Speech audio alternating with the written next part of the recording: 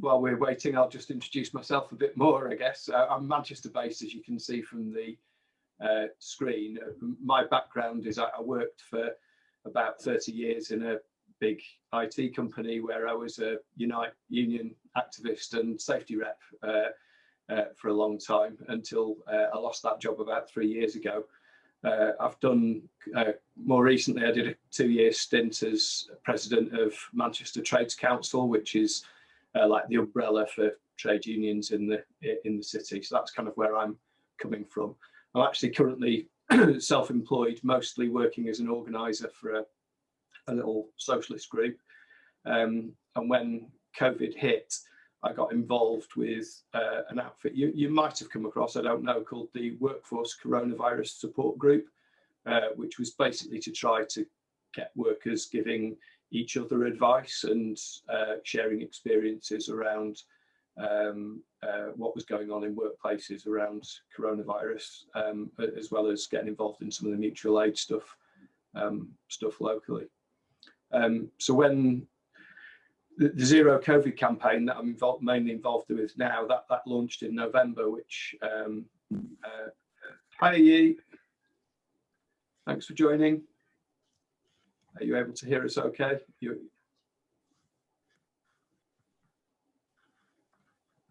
Can you hear us, Yi Meng?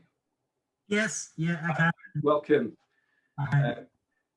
Yeah, I've just been introducing myself and saying a little bit about my background as a safety rep and campaigner in workplaces, and I was just moving on to say a little bit about the Zero COVID campaign that launched last November, and basically brought together people who were not happy with the UK government's response to the pandemic, which seemed to be a pretty worst of all worlds combination of being deadly, fairly repressive and economically destructive.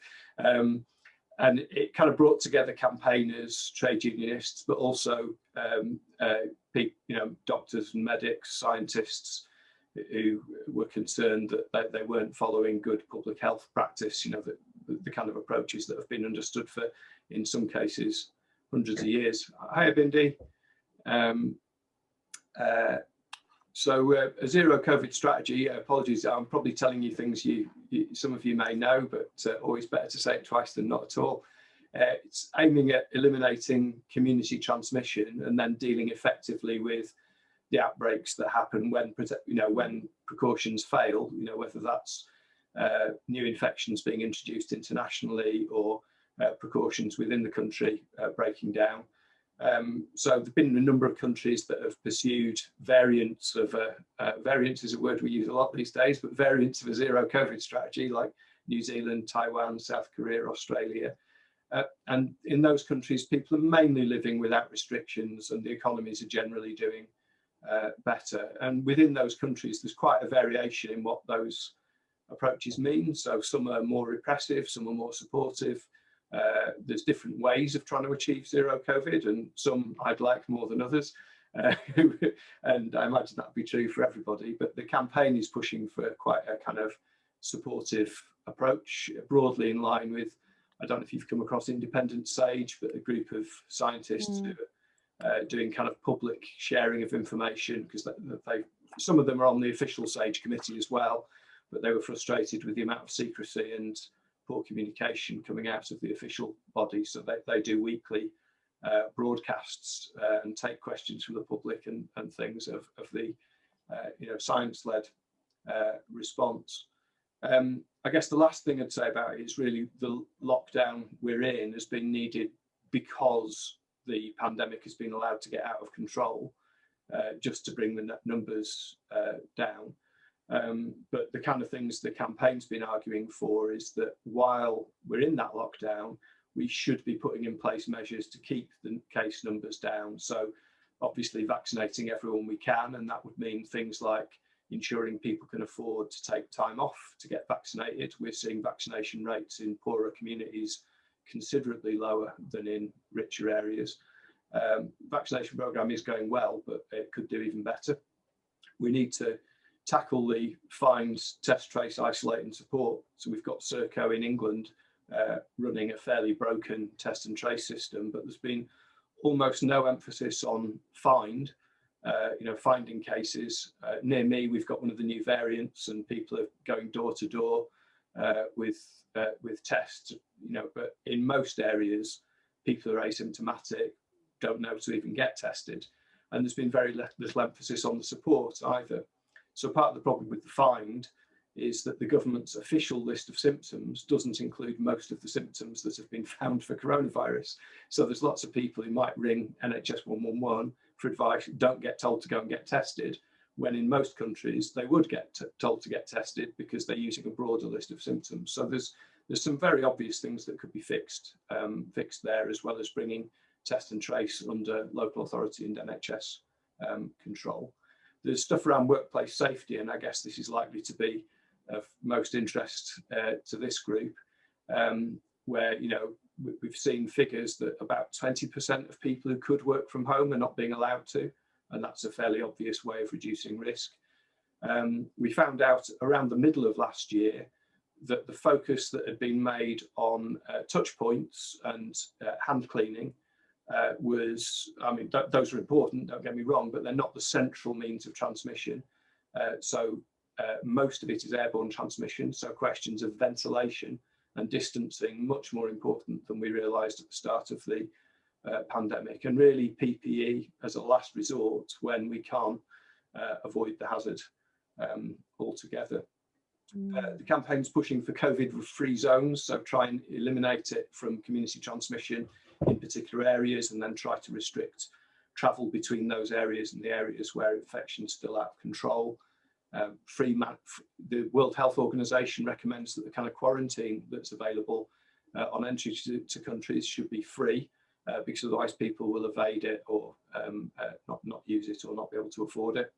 And of course, we need to make sure nobody's left behind. We're seeing massive impacts of the pandemic on disabled people, black people, if you're homeless, the impacts terrible, older people, undocumented migrants, and we need global solidarity. There's the phrase people are using, nobody's safe till everybody's safe. So people are talking about we need to provide patent-free vaccines so that there can be bigger scale manufacturing of vaccines around the world, because while we've got big reservoirs of infection, we're going to see more variants emerge, faster mutation, and a greater risk that we see the vaccines becoming less effective or ineffective.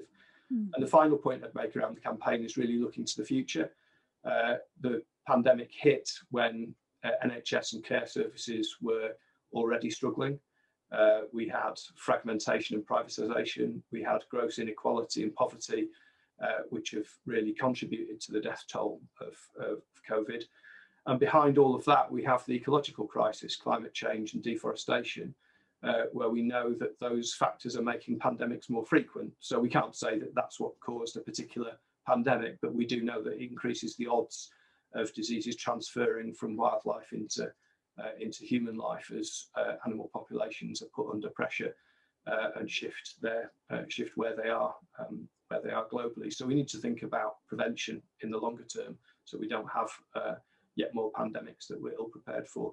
So I wanted to just give that quick intro, and then I guess I'd be interested to know how many people had even heard of the Zero COVID campaign before today, because we're a fairly new campaign. I don't know, could we do a little show of hands? I had heard of it and it was one of the reasons that I really wanted to have you as a breakout room host today. I attended the launch and then a follow-up event a couple of weeks ago, and I think it's for me, I just think it's hugely innovative because it is including all the sort of the different strands, but given so many different other options.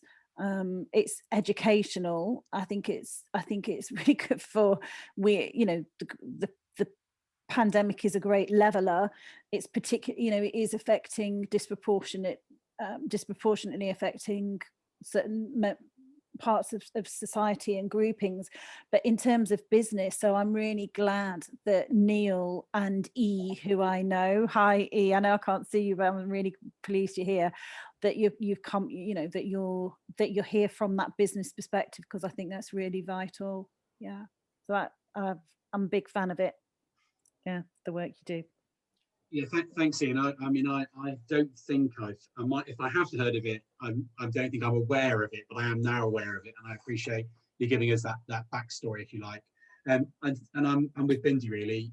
Anything we can do, it's a great initiative. Anything we can do, which is based around educating all of us.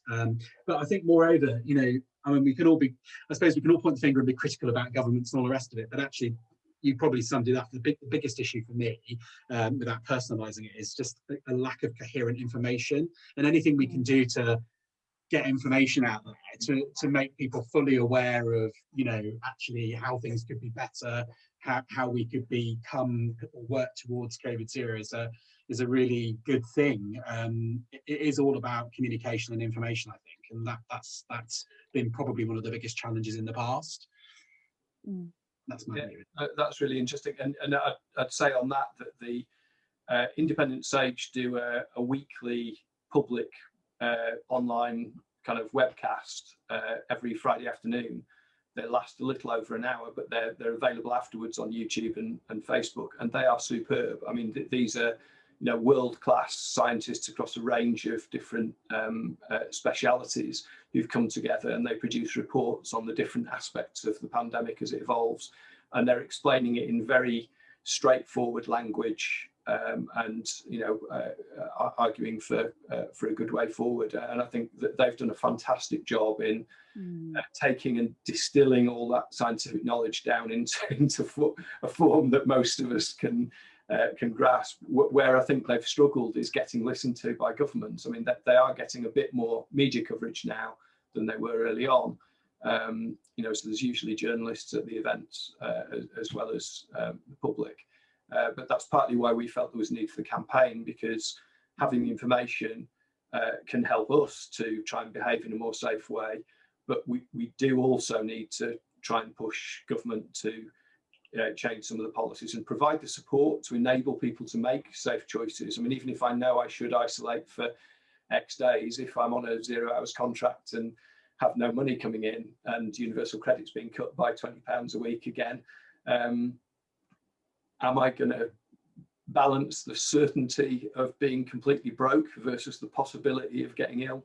And unfortunately, people are having to make those choices all the time at the moment, and that's why that support is critical from our point of view. If we want people to be able to be safe in New York, for example, which America generally isn't a model for zero COVID, but in New York they've provided free isolation accommodation for people. There's a lot of people in shared accommodation in New York, so you can basically just go into effectively a COVID hotel and you can isolate for the period. It's managed, and their compliance rates with isolation are over 90%, whereas in the UK it's around 11%. And that makes it's all very well testing people, but if people don't isolate, that's not really getting the impact. Stefan or E, had either of you heard of the campaign? Was this new to you? No, I hadn't heard of COVID.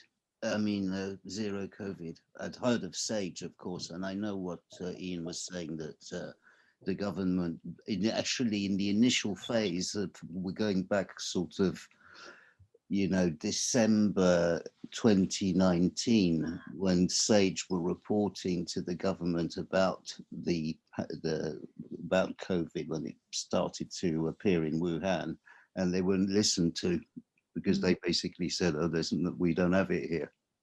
And E, what about you? I haven't heard the campaign. Yeah. Well, that's definitely made it worth coming then. Sort of raise awareness of it. I mean, I guess the other bit I'd like to move on to really is how that relates to your own businesses.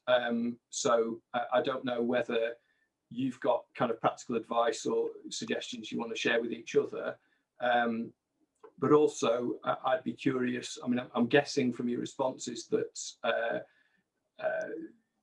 your impression is that the general awareness of zero COVID is pretty low in the business community, where in your regions.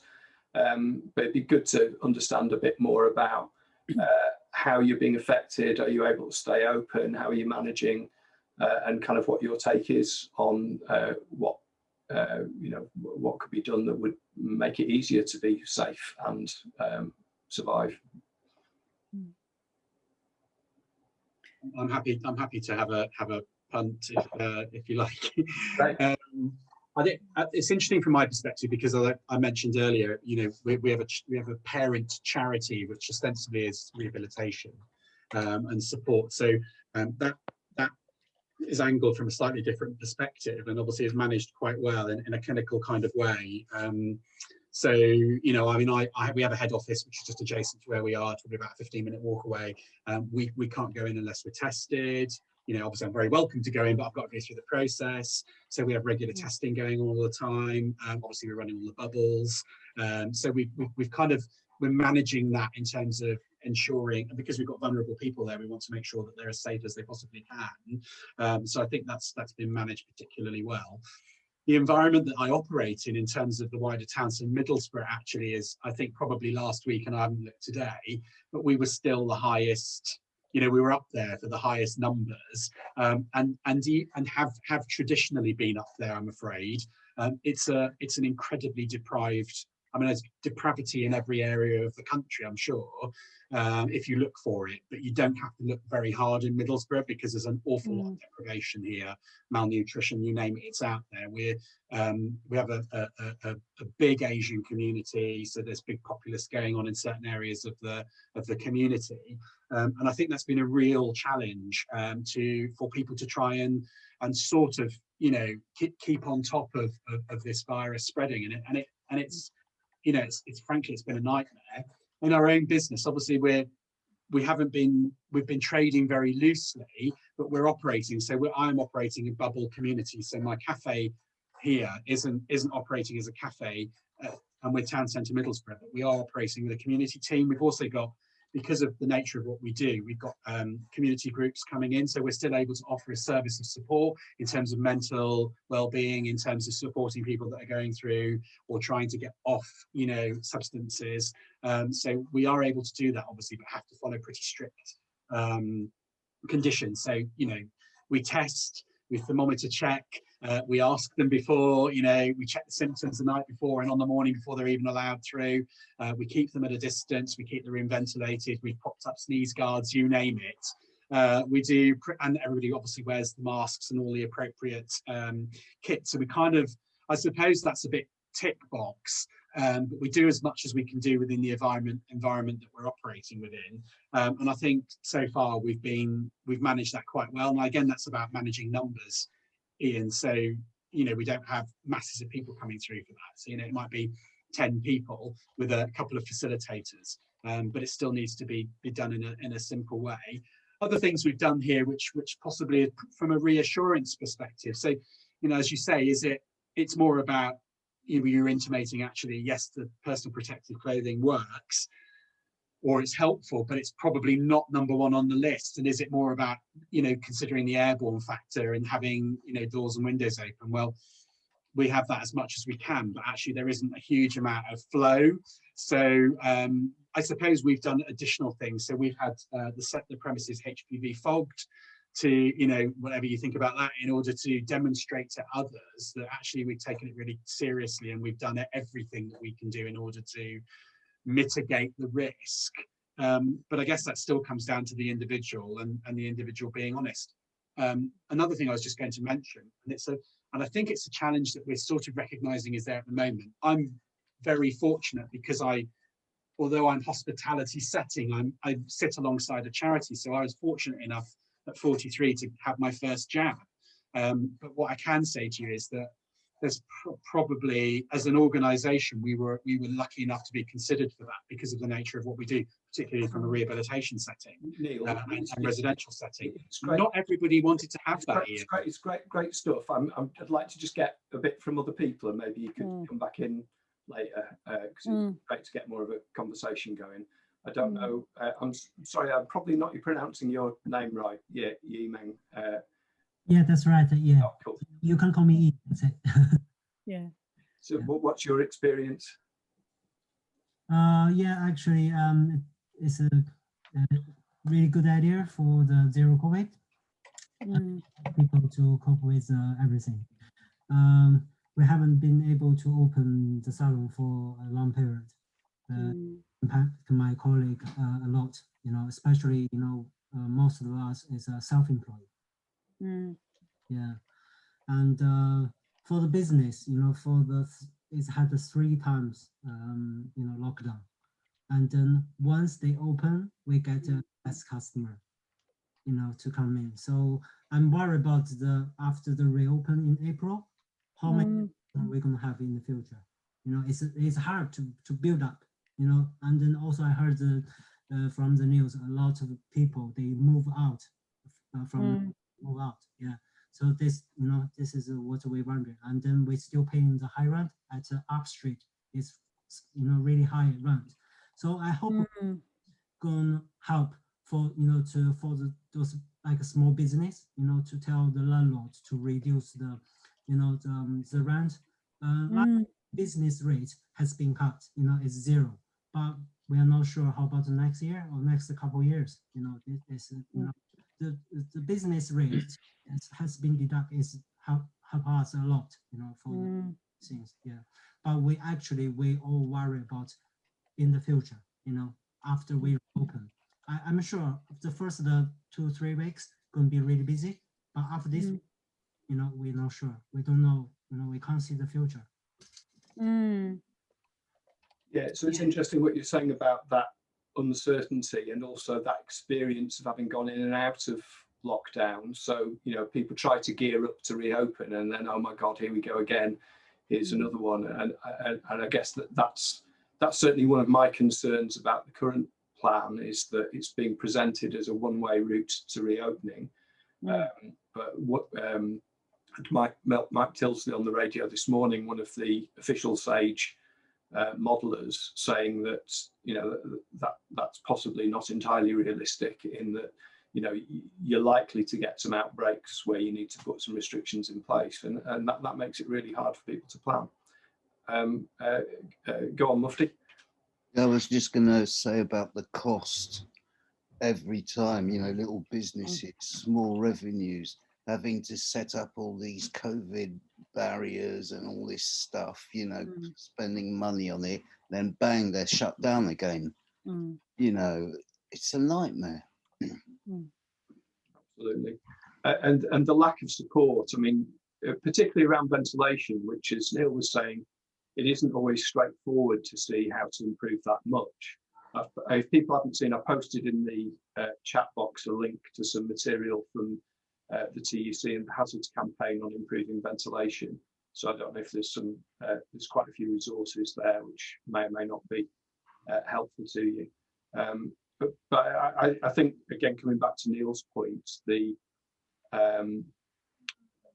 information about the centrality of ventilation as a key measure, I don't think that clarity's been there at all. People are still very much focused on hand washing and so on, rather than ventilation. Bindi, did you have things to add? I guess really just thinking about the work that I've been doing with Mohac is we're wanting to set up workers cooperatives, and at no point when we were kind of planning this and doing the community organising, the outreach, that we thought we would be starting something up during a global pandemic and have no real idea of starting points. Yeah, I mean, in my day job, I work for the NHS, and that's sort of transferred to telehealth, and I'm working from home, and my freelance stuff I can do from home. But it is that interaction with the outside world. How do I do that as a customer as well? And I'm a former customer of E, and I haven't seen E for over a year. And I guess it's that sense of, it is sort of the different ways, I like what you've said about no one's safe until we're all safe. How can you find ways to sort of link into businesses or support, just generally support people and maintain relationships? They're my kind of questions, really.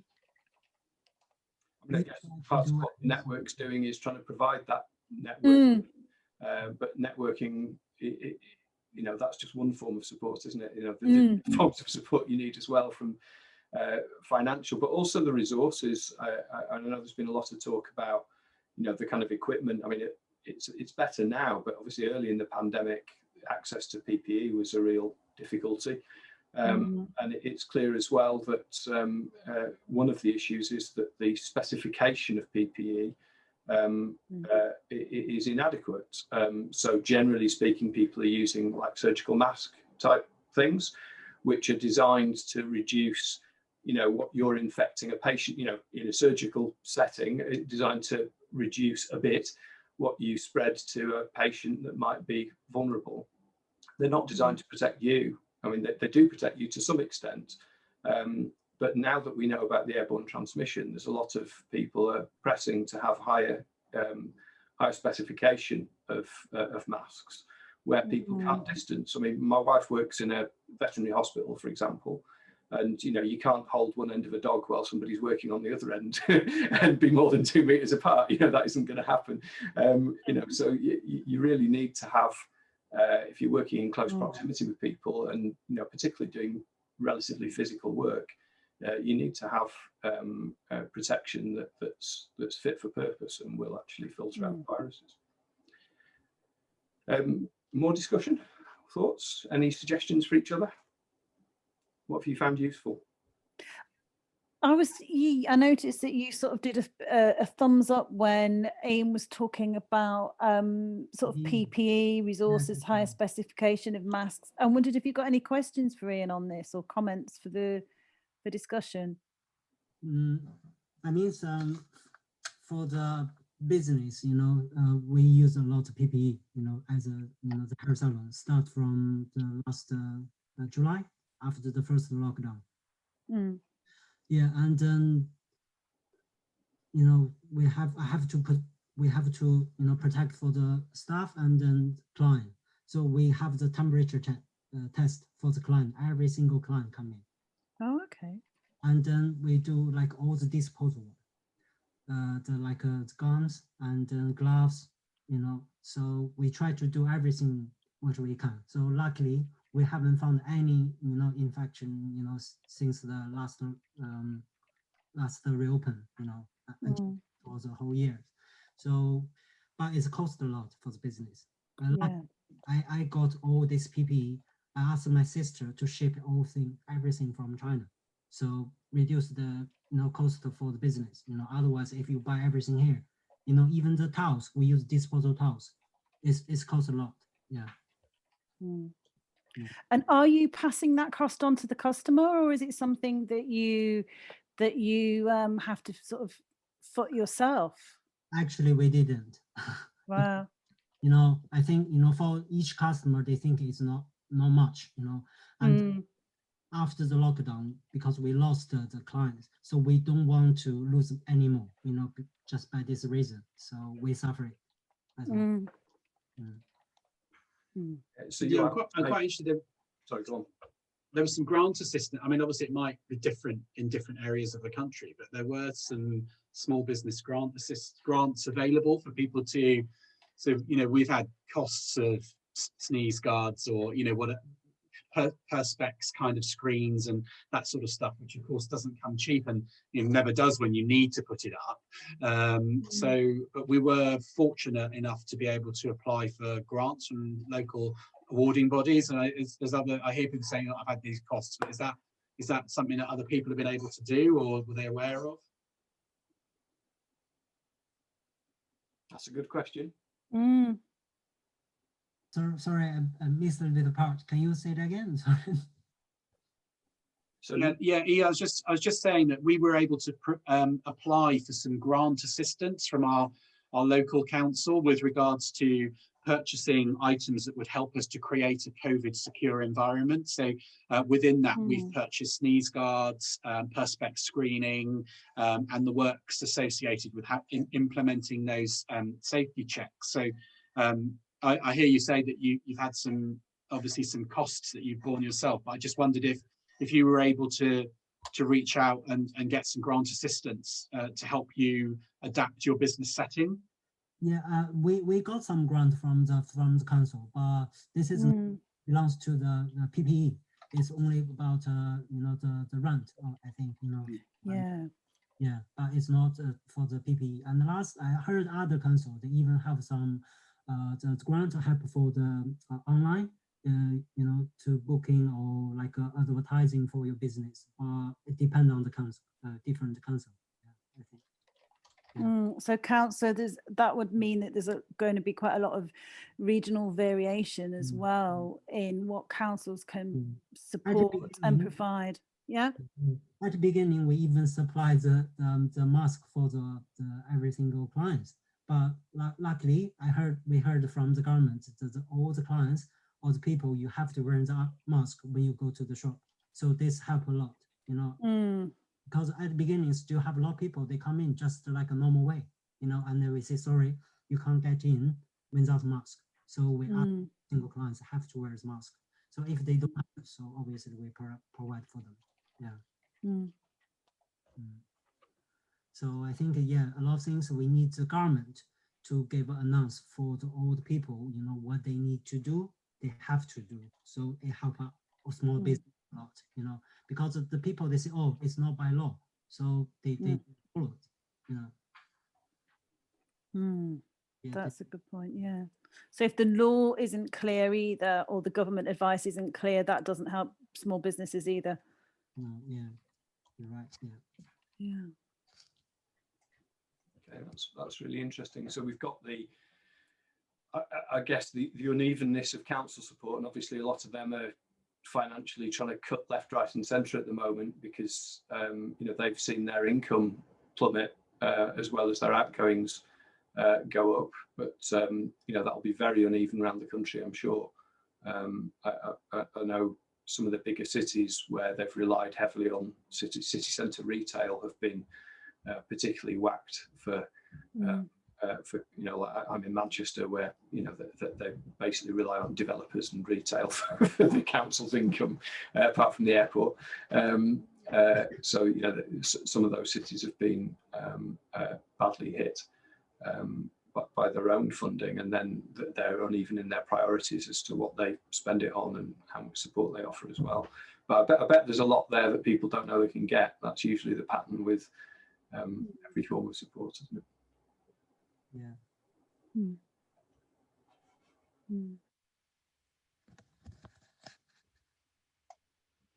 Mufti, did you have any comments? Oh, or no, you? I haven't. No. Okay. Yi, did you want to come back in? It's okay. Yeah, this I just hopefully it's, it won't last too long for every people back to normal. I want to see you as well. Yeah. Me too. Yeah. A lot of people. I found out the people used to working nearby. This is regular customers. Most of people they're working from home. So like you. So they hard for them for traveling, and then feel risky. So we lost at least % of the customers like this. Yeah. So I guess you're probably all having to think about the balance between taking costs now and potentially losing customers that you might not get back later. So if you pass on costs, do you lose people and never get them back? Versus if you take the costs, that might hurt in the short term, but be better for you in the long term. Those are difficult choices, I guess. True. Yeah. At the beginning, we didn't think it will be longer like this. Over a year. We're thinking, maybe after 3-4 months should be fine, but actually it's not. And even the numbers, it's getting reduced a lot, by percentage. But we got it extremely high at December and then January. So yeah, if you compare with the Asian, this is quite huge numbers. Yeah, that's a really interesting point because obviously a lot of Asian countries have had experience with several previous pandemics, SARS and MERS, and had learned a lot from that in terms of reliance on public health measures much more than high-tech vaccinations as the key response. It's kind of ironic that people have known these approaches for for hundreds of years, actually, people dealing with bubonic plague and and all sorts going back years, and yet we seem to have just not applied those basic public health principles this time around.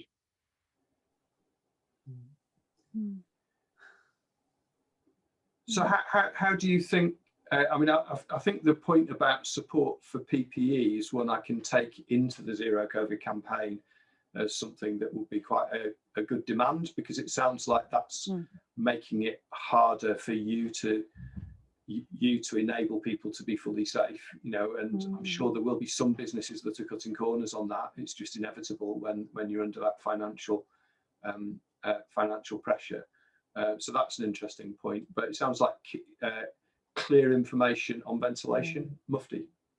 And also the issue of ventilation, because it's hardly been mentioned, not by you. I mean, generally, since the pandemic started, there's, it hardly ever gets mentioned, ventilation. It's always about washing your hands and all that stuff.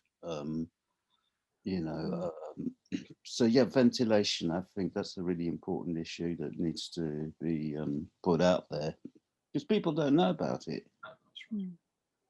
And I think there's a reason for that, which is that it is harder to improve ventilation for a lot of spaces. It can cost more, particularly in winter, where even just opening a window can bump up your heating costs quite significantly if you're trying to keep a comfortable environment for staff and for customers.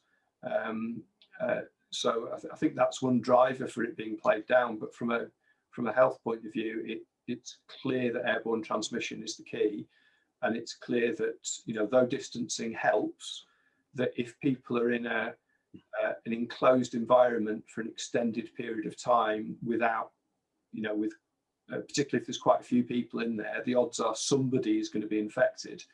So big retail environments we had in Greater Manchester, we had the Tesco's in Trafford, I think had over 50 cases in an outbreak there, because basically you've got people cooped up in a building all day for hours, and the virus just building up in the atmosphere, and people get and also air conditioning is the culprit.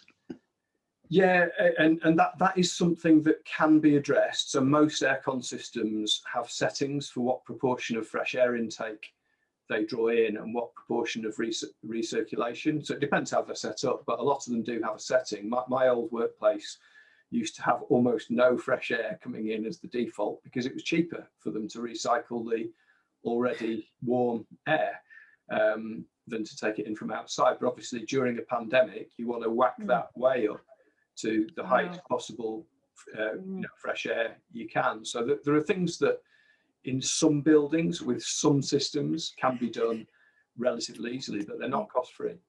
And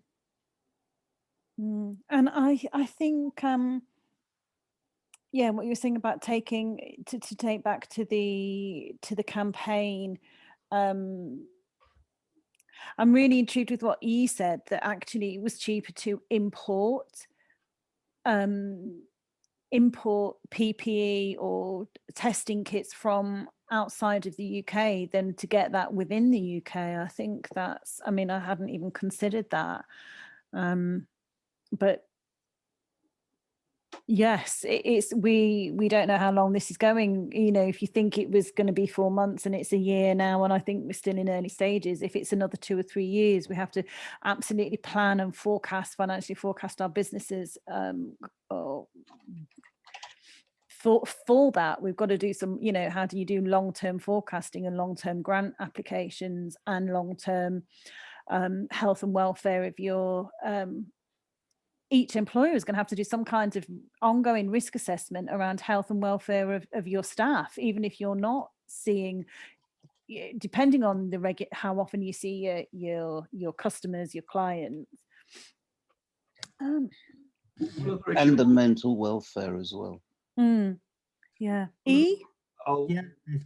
Yeah, I think we help a lot of the people for the mentals. I have some clients text me, so actually hairdresser it is, you are close to the clients, and each time you're talking, and then we helping a lot, for the people mentally, it's not just for the haircut, communication. Yeah. I Yeah. think we do. Yeah.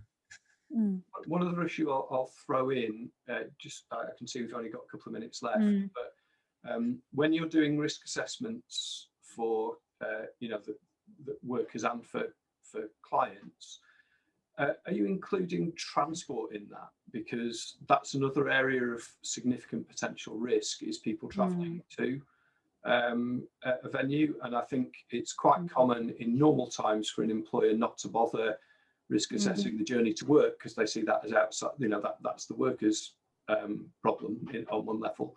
But obviously during a pandemic, if people are coming into the workplace having travelled on crowded public transport with other people who might be infected, that's bringing a hazard into your business. So that's something I'd definitely recommend people have a think about including in any risk assessment. We do that as an organisation every month, Ian. That's something that we individually we are required as our organisation to fill in a personal risk assessment, particularly noting the transport element. But also we pick that up in our site risk assessments as well, because so many of our people are field operatives. So they are from site, the multi-site. So how can we mitigate their interaction? And it's a lot of what we're doing is online, I suppose, at the moment, apart from, you know, the required face-to-face element. I'm just going to leave the room now so that I can meet people as they come back, but you've got a couple of minutes just to sort of decide what you're feeding back to the main room. But thank you. I've really enjoyed being part of this conversation. See you in a bit. Yeah, thank you. I guess the other one that's probably risen up the agenda then would be the working from home issues. So, you know, whether people have got space even at home to work in a safe and healthy way, you know, either from multi-occupancy housing, you know, are they being at risk being in that space with people they're sharing the house with, but just from an ergonomics point of view, the usual display screen equipment type issues, are people going to get back and upper limb problems from working from home? But there's the IT problems as well. So I don't know how people have found, if you've got people working from home, how have you found dealing with more of that? There's also a tax, you know, there's a tax break in there as well, isn't there? If you're home working, that I didn't realise that myself, but you can apply for a different tax code. So obviously if you're at home, there's the financial impact as well, isn't there? That you'll be spending more on your heating, you'll be, you know, your electric will be on a little bit more, you know, you're spending probably 8 or 9 hours or whatever that looks like, 10, 12 hours a day at home, rather than being in an office environment. So your personal finances will be directly impacted as a consequence. Okay, we've got about a minute left. If I just run through what I've jotted down to feed back, and then you can tell me what I've missed that you thought were key points. So I've got the stuff around information and communication, and the suggestion of looking at the Indie Sage website for information on how that's happening. The difficulty of spending money on putting in protective measures and then being closed again, the kind of in-out problem. The fact that ventilation is key but isn't being emphasised enough. The questions about whether higher spec PPE is required and its availability, and the cost implications of that as well, and the need for support for that. The challenge of trying to balance losing customers long term versus you know, short-term cost, uneven availability of local grants, ongoing risk assessments, including travel and home working and mobile workers as well. Have I missed anything? Joined up UK approach on pandemics.